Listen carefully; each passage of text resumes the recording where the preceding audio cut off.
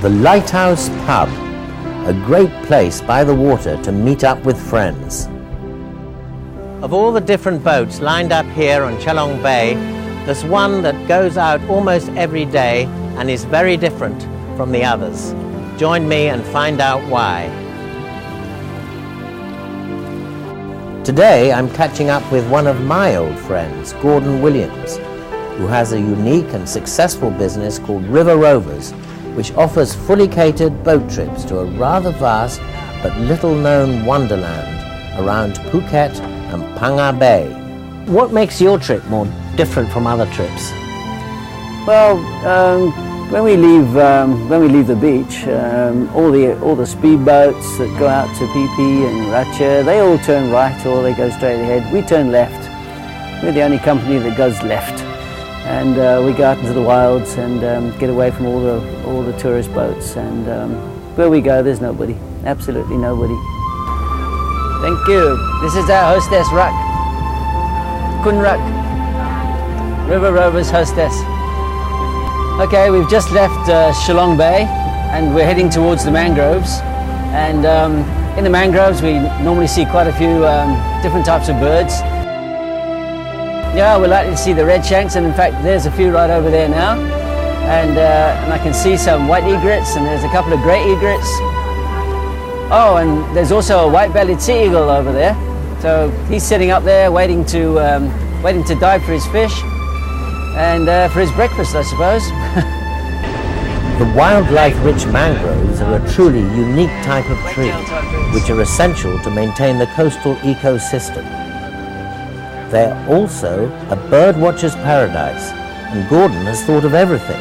Now, was that a brown-winged kingfisher or a mangrove peter? As you can see, there's a lot of longtails anchored here. These are the local fishermen's, and they're all very new. And on the banks there, you see those white buildings. Those are new prawn farms which were wrecked during the tsunami, and those have all been rebuilt with donations from overseas. Yeah, the prawn farms there, they are farming tiger prawns, which are probably the most popular prawn amongst the tourists that come to Phuket, especially in Patong. They charge an awful lot of money. But we're going out to the local fish farm for lunch, and they charge half the price of Patong. So you want a cheap meal? Come with River Rovers. Gordon's knowledge of this region and its ecology is extensive, and his commentary was given in a very interesting but relaxed fashion. This is the entrance to Klong Mudong. We'll be going through a little Thai village here. River Rovers affectionately call it Klong Gordon, after Captain Gordon. A klong is like a river, but it's fed by the sea, so rivers have tributaries which are fed by fresh water, but this is all seawater. This is the village of Klong Mudong, and was also badly damaged during the tsunami. And as you can see, the walls are all concrete now and the jetties are all concrete, but they were bamboo and all the boats were tied to them, got wrecked. And when the tsunami came through, all these longtails ended up high up in the mangroves, and when the tsunami receded, all the boats were stuck up in the trees, and it was quite an amazing sight. That's the wreck from the tsunami. The fish farms we're coming up to are crab farms, mussel farms, oyster farms, lobster farms. Now you can see the local fisherman here. He's feeding his fish for the day. Feeds them with small fish. They go fishing out into the bay, and they catch the small fish and they bring them back to the fish farms, and then they put them in the traps, and then they feed them daily with very, very small fish, and grow them. Here's the local people now, the local villagers building their house by the river. It looks quite a luxury home. And a little bit further on, we've got them sitting on their homemade patio out over the river bank and having a beer maybe. See, they've got a little baby there. And they love to wave to the boat when we go by. Sawadee Kap!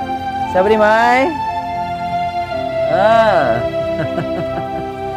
This is real Thailand. This is what you're seeing now, real Thailand. These are the people, this is where they live, this is what they do. I remember when you first started it, Gordon. When was this? It was 2002. When we arrived from South Africa on our yacht in 1999, we did a lot of traveling with the boat around this sort of area, and we found that there were many places we couldn't get to because the water was too shallow. And suggested to my girlfriend that we maybe start a business to do this type of thing, to get into the non-tourist areas of Phuket. And seems like it's working at the moment. And you got the boat specially made with a low draft. Yeah. We found a designer here in Phuket, and a friend of mine was he was a cabinet maker. And this was the first boat he ever built. But since he's built this boat, he's built 5 or 6 others, and everyone now scrambling to get a boat built by Roger Diggelman. What do people like most about the River Rovers trip? I think mostly it's about getting away from mainstream tourism. That's what we try to do. As you can see on this trip we've done today, we haven't seen a tourist yet. We don't have a tight schedule. We're very flexible with these trips, and if it's a private tour, the people can start at any time they want to start. They can start at 9 o'clock, 10 o'clock, 11 o'clock, whatever time. We can come back at 5 o'clock, 7 o'clock. I don't mind. It really doesn't matter. And because we are trying to be a little bit different. Have you seen many changes in the time you've been doing these trips? Well, really the only changes we've seen have been through the tsunami, which did a lot of damage in this area. So a lot of it's been rebuilt, and it's a little bit more modern than it was, but it's still very charming, and it's away from tourism, which is the main thing. We are going to visit the old lady in the village. Right. We're going through this little canal here and through the re-established mangroves. And there's a little old village here. It's very Thai. That's what this trip is all about. This you won't find in Patong, Coron or Qatar. Right, really off the beaten track or off the beaten clong. Really. Oh, that's what River Rovers tries to do. We try to get people away from tourism and into these rural areas to see some real Thailand. Right. This is a little lake where the local people that live in these houses actually put their nets down and catch crabs and prawns. It's really beautiful. It's enchanting. It's like a quiet little private lagoon. It's absolutely beautiful. And absolutely private. This reminds me of the old Thailand that I used to know when I came here for the first time 40 years ago, when life was always on the rivers and the klongs, or most of it, and you'd go to Thonburi on the other side of Bangkok and see the people living on their stilted houses and paddling little canoes. It's so enchanting. It's like a little piece of the past, a little hidden oasis within the whole city, not far from Phuket town. Do you always take people on kayak trips? We've always got the kayak with us. Right. And 99% of the time we come into this little enclosed area of mangroves here, and show the people how the Thai people really live.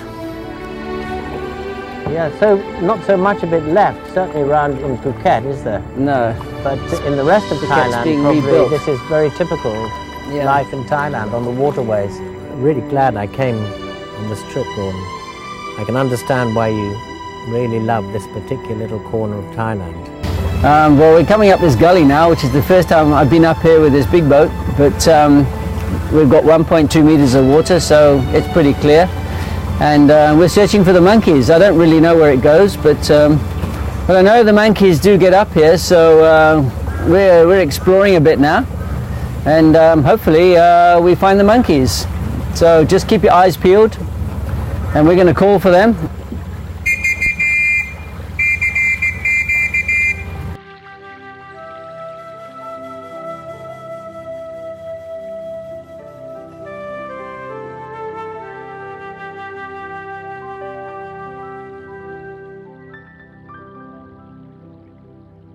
This is not the only trip we do. We do trips up to Phang Nga, and we've got some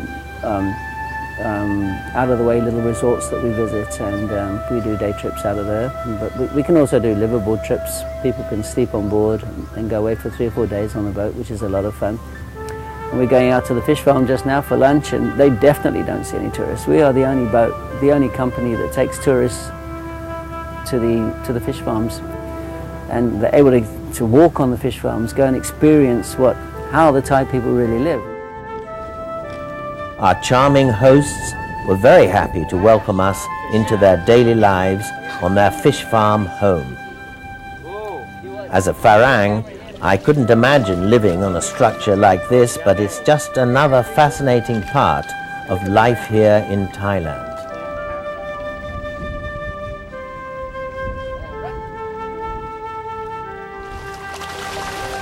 The many varieties of fish farmed here are for sale to both restaurants and aquariums.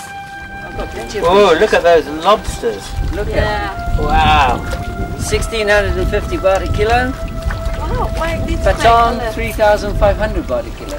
อะไรมันสีต่างกันนะพี่ You want nice cheap lobster? Come here. What color this one? Yeah, that's different color, yeah. So 1,650 baht a kilo. What? By now, we were all famished on the floating fish farm and ready to enjoy a great seafood lunch. เหมือนดาราไหม Yeah, we want to พนักงาน eat. ต้อนรับ